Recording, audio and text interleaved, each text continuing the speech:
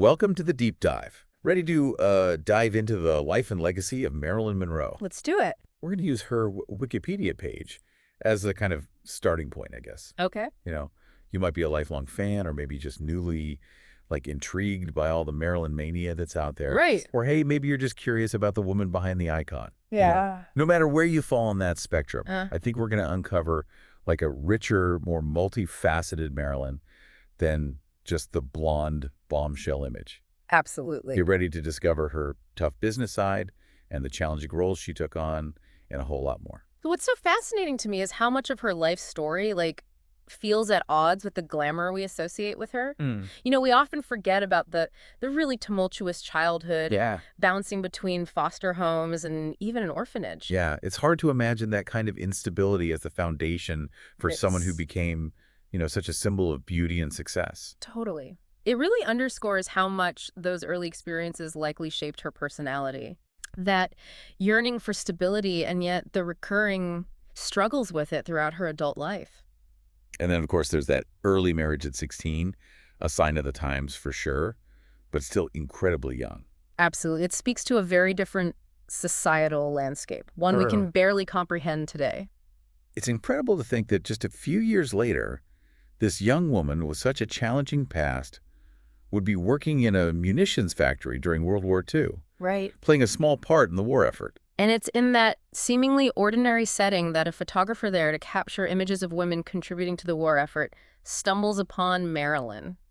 Wow. A moment that would change the course of her life. Talk about a turning point. It almost feels like something out of a Hollywood movie itself. Yeah. The accidental discovery of a star. It really reinforces that classic Hollywood narrative of being in the right place at the right time. Yeah. But of course, Marilyn's story goes beyond just luck. Right. She was actually dropped by studios early in her career. Really? Can you believe that? The same studios that would later fight to have her on their roster. It's amazing to think that someone who became such a sought-after, star-faced rejection early on. Right. What drove her to keep going? So this is where we see Marilyn's incredible drive and ambition emerge. Okay. She wasn't content to just wait for opportunities. Right. She took acting classes, she honed her skills, she relentlessly networked. Wow. She clearly had a vision for herself and was determined to make it a reality. And then a nude calendar shoot surfaces, seemingly, from her pre-fame days, and it creates a huge scandal. Right. And here's where Marilyn's savvy handling of her public image really shines through. Okay. Instead of shying away from the controversy, she leans into it, expressing a vulnerability that resonated with the public and garnered sympathy rather than condemnation. Wow. It was a masterclass in public relations, even by today's standards. That's a really interesting point. Okay. She took what could have been a career-ending scandal and turned it into a career-defining moment. It really speaks to her understanding of the power of perception. It's a strategy that continues to be relevant today. How you manage a crisis often shapes public opinion more than the crisis itself. So by 1953, Marilyn is box office gold. Yes. Films like Niagara and Gentlemen Prefer Blondes solidify that blonde bombshell image. Right. And her photos grace the first issue of Playboy. Wow. Seems like everything's falling into place. You would think, right. But the reality was much more complicated. Her studio contract was notoriously bad. She was severely underpaid and typecast in roles that didn't allow her to really showcase her full range. It's surprising to hear that someone at the height of her fame wasn't reaping the benefits. I know, right? What did she do to change the situation? This is where we see Marilyn's business acumen come into play. Okay. She formed her own production company. What? Marilyn Monroe Productions. Wow. A move that challenged the power structure of the studio system. Starting her own production company, that's a bold move, especially for a woman in that era. Absolutely. It was a rare act of defiance in an industry controlled by powerful men. Right. And this decision really foreshadowed the way actors would fight for more control over their careers, paving the way for the independent film scene we know today. Around the same time, she marries baseball legend Joe DiMaggio. Right. It was a pairing that just captivated the public imagination. The Hollywood starlet and the sports icon. America loved the image of them together. Yeah. But the reality, like many high-profile relationships, was much more complex. Right. There were signs of DiMaggio being controlling and potentially abusive. It reinforces that constant tension between the carefully crafted public image and the often hidden reality of personal struggles. It makes you wonder how much of that blonde bombshell persona was a shield, Yeah. a way to protect herself from the harsh realities of fame and the expectations that came with it. That's a really insightful observation. Thank you. It speaks to the idea that what we see on the surface is rarely the whole story, especially when it comes to public figures. It's interesting because as her career progressed, Marilyn wasn't content to be just a pretty face or to simply play the roles the studios wanted her to. Right.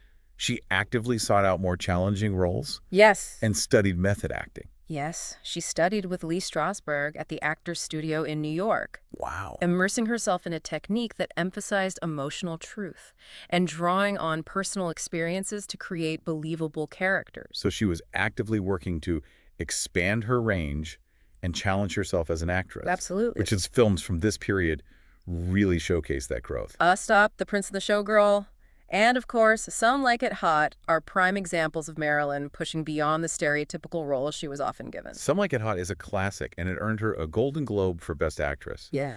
It really highlights that blend of comedic timing and vulnerability that she excelled at. And it's interesting to note that she wasn't just delivering great performances. Right. She was also challenging gender norms and pushing boundaries with her comedic roles. In Some Like It Hot, she plays a character who uses her sexuality to her advantage, Right. subverting the typical male gaze that often defined female characters in that era. That's a great point.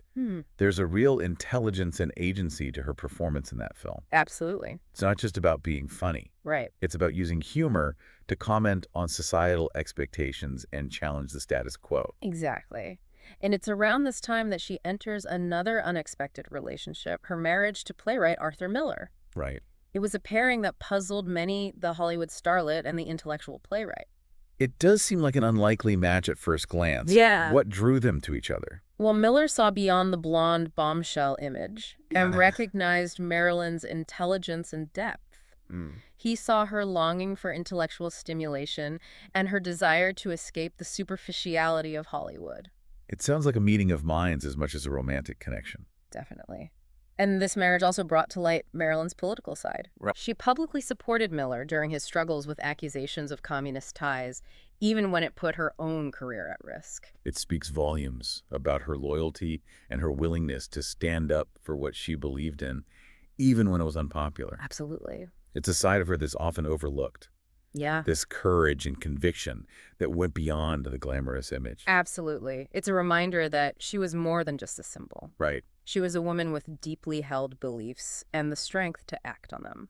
Sadly, things start to unravel in the final years of her life. Her health deteriorates, her marriages crumble, and she's hospitalized for depression and battles with medication dependence. This period offers a glimpse into the darker side of Hollywood fame, the pressures and expectations that could take a toll on even the most successful stars. It's a stark reminder that the glitz and glamour often mask deep personal struggles. And for Marilyn, these struggles were compounded by the limited options and support systems available to women, particularly in the entertainment industry at that time. During this tumultuous period, she makes The Misfits, a film written for her by Arthur Miller, which mirrored their own crumbling relationship. Right. And even on a challenging shoot, those who worked with her recognized her raw talent. The Misfits is often seen as a turning point in her career. It offered her a more complex, dramatic role, allowing her to showcase her range and depth as an actress.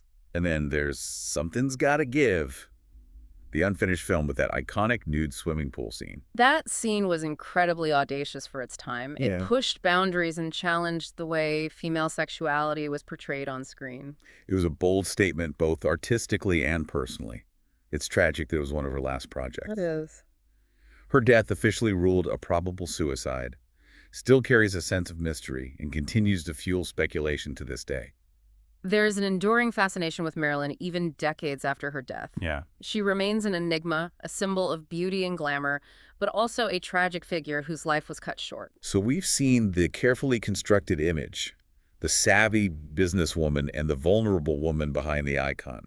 It's true. She was ambitious, complex, and often misunderstood. And incredibly talented, even if she wasn't always given the roles she deserved. That makes you wonder what she could have achieved if she'd had more control over her career or lived in a different time. If Marilyn were starting her career today in the age of social media, where stars have more control over their image and can connect directly with their fans, how do you think things would be different?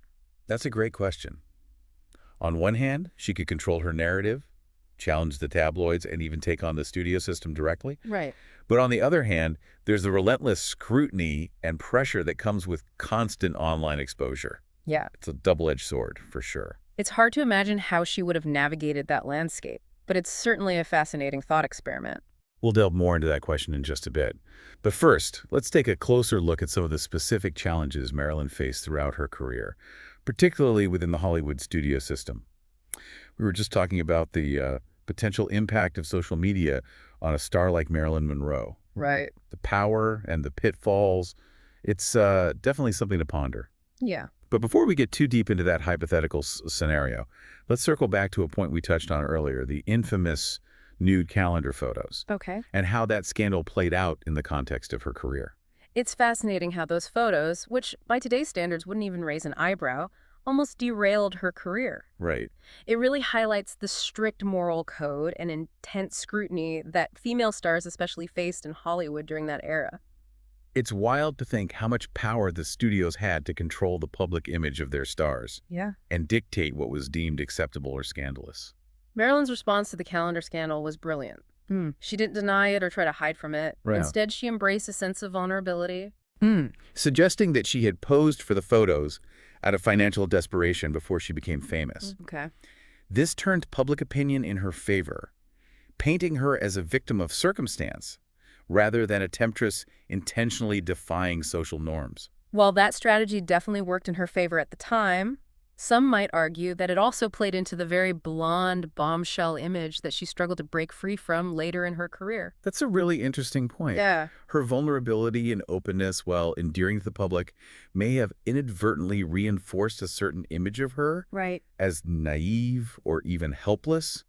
It's a reminder that even the most carefully crafted public persona can have unintended consequences. It makes you wonder if she felt trapped by that image even as she used it to her advantage. Right. It speaks to the complexities of fame and the difficult choices women in Hollywood had to make to navigate that landscape. Absolutely. And it's particularly striking when you consider her determination to challenge the status quo and fight for more control over her career. Yeah. We talked about her starting her own production company, a bold move in defiance of the studio system. Right. But she also went to great lengths to hone her craft and expand her acting abilities. She studied method acting, didn't she? Yes, with Lee Strasberg, who was considered one of the foremost authorities on method acting at the time. Okay. She immersed herself in the technique, working to go beyond the surface and tap into deeper emotional truth in her performances. Do we see that method acting influence in any of her specific films? You can definitely see glimpses of it in films like Bus Stop, where she plays a saloon singer yearning for love and stability. Okay. There's a raw vulnerability to her performance that goes beyond the comedic elements. And in The Prince and the Showgirl, she holds her own opposite Laurence Olivier, who was known for his classical acting style. I'd love to hear more about The Prince and the Showgirl. It seems like an interesting pairing Marilyn Monroe with a Shakespearean actor like Olivier. It was an ambitious project, and it faced a lot of challenges during production. Olivier, who also directed the film, clashed with Marilyn on set. Really? He reportedly found her approach to acting frustrating and unprofessional. Wow. But in the end, her performance was praised by critics. Oh. She brought a certain charm and vulnerability to the role that balanced Olivier's more formal style. It's as if she was constantly proving herself, defying the expectations of those who underestimated her abilities. There's definitely a sense of that throughout her career. Yeah. She was determined to be seen as more than just a beautiful face. And she achieved that, at least to a certain extent. She won a Golden Globe for Some Like It Hot, proving that she could deliver comedic performances that were both entertaining and critically acclaimed. Some Like It Hot is a perfect example of her comedic genius. Right. She had this incredible ability to blend vulnerability and wit, physical comedy, and subtle nuance. Yeah. You laughed with her, not at her. Plus, let's not forget that iconic physical comedy. The way she moved, the way she used her body to express emotion was a huge part of her appeal. Absolutely. Thinking back to that classic scene in The 7-Year Itch with the subway grate blowing her skirt up. Oh, yeah. It's pure movie magic. It's a scene that's instantly recognizable and has become part of cinematic history. And it's a perfect example of how she could use humor and her sexuality to challenge expectations and subvert traditional gender roles. Right. It wasn't just about being sexy. It was about being in control of her own sexuality and using it as a tool to make a statement. Her marriage to Arthur Miller seems to further emphasize that desire to be seen as more than just a Hollywood starlet. What was it about that relationship that appealed to her, do you think? Well, Miller saw the intelligence behind the facade. Look. He recognized her depth, her longing for something more than the superficiality of Hollywood. He saw her as an intellectual equal, someone he could have meaningful conversations with. It sounds like a meeting of minds as much as a romantic connection. And it wasn't just about intellectual stimulation. There was a real passion between them. They challenged each other, pushed each other to grow. And they collaborated on a project that became one of her most significant films, The Misfits. The Misfits is such a fascinating film, a story about outsiders searching for connection and meaning. It feels very personal given their own relationship. It is. The film grapples with themes of disillusionment, aging, and the search for identity, themes that resonated with both Marilyn and Miller at that point in their lives. Right. And while their marriage didn't survive, The Misfits stands as a testament to their creative connection and Marilyn's ability to deliver a powerful, nuanced performance, even amidst personal turmoil. It's a reminder that behind the glamour and the public persona, she was a complex individual dealing with real-life struggles. Exactly. And that complexity is what makes her story so enduringly fascinating. She was more than just a symbol. She was a woman who defied easy categorization. So we've seen the savvy businesswoman, the talented actress, the complex individual wrestling with personal demons. Right. But there's another aspect of Marilyn's life that's often overlooked: her political side. We touched on this earlier when talking about her support of Arthur Miller during his troubles with the House Un-American Activities Committee. Right. But it goes beyond that one instance. She had strong beliefs and wasn't afraid to express them, even when it put her career at risk. It's interesting how someone so often seen as like a symbol of Hollywood glamour was also willing to take a stand on political issues. Yeah, especially during a time when speaking out could have serious consequences for a star's career. Absolutely. Her support for Arthur Miller during his HUAC troubles was certainly a defining moment, demonstrating her loyalty and her refusal to be silenced. Right. But her political engagement went beyond that specific case. Okay. She was an advocate for civil rights, attending rallies and speaking out against racial discrimination. She also expressed sympathy for socialist causes and was a vocal critic of McCarthyism. It's a side of her that we don't often hear about, this commitment to social justice and her willingness to challenge the political climate of the time. It really complicates the image of her as simply a blonde bombshell. Yeah. There was a depth to her thinking, a sense of social responsibility that went beyond the glitz and glamour. It makes you wonder how her political views might have evolved if she had lived longer. Right. Especially given the social and political upheavals of the late 1960s and beyond. That's a fascinating thought. Would she have become more outspoken? Yeah. Would she have aligned herself with specific movements? It's impossible to know for sure, but it's intriguing to speculate. We were talking earlier about how social media might have impacted her career. Right. Given her outspoken nature and her willingness to challenge conventions, it's tempting to imagine her using platforms like Twitter or Instagram to voice her opinions and connect with fans directly. Can you imagine Marilyn taking on the studio heads on Twitter or calling out injustice on Instagram? Oh my God. It's a tantalizing thought. It's certainly possible that she would have thrived in that environment, using her platform to advocate for causes she believed in and connect with a wider audience. But we also have to acknowledge the potential downsides.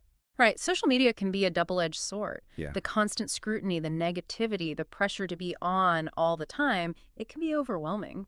And Marilyn was already dealing with intense pressure and scrutiny from the media. Exactly. It's hard to know if she would have been able to handle the added layer of social media attention. It's a delicate balance. Yeah. On one hand, social media can empower individuals to take control of their narrative and connect with a supportive community. Right. On the other hand, it can amplify negativity and create a toxic environment. Knowing what we know now about Marilyn's struggles with mental health and the lack of adequate support systems back then, it's difficult not to wonder if she would have found the help she needed if she were alive today. It's a heartbreaking question. Would the industry have treated her differently? Yeah. Would she have had access to better resources and a more understanding environment? We've seen progress, thankfully, in how we address mental health and support artists. Yeah. There's more awareness, more resources available, and less stigma attached to seeking help. But there's still a long way to go, especially in an industry that often prioritizes image over well-being and demands a constant performance of perfection. It's a reminder that we need to continue pushing for change, advocating for better support systems and a more compassionate environment within the entertainment industry. Absolutely. We need to create a culture where vulnerability is seen as a strength, not a weakness, and where individuals feel comfortable seeking help when they need it. So as we wrap up this deep dive into the life and legacy of Marilyn Monroe, we're left with a complex picture. Yeah. An image of glamour and tragedy, strength and vulnerability, ambition and heartbreak. She was a symbol, an icon, but also a woman who defied easy categorization. Right. She challenged expectations, fought for control over her career, and spoke out on issues she cared about.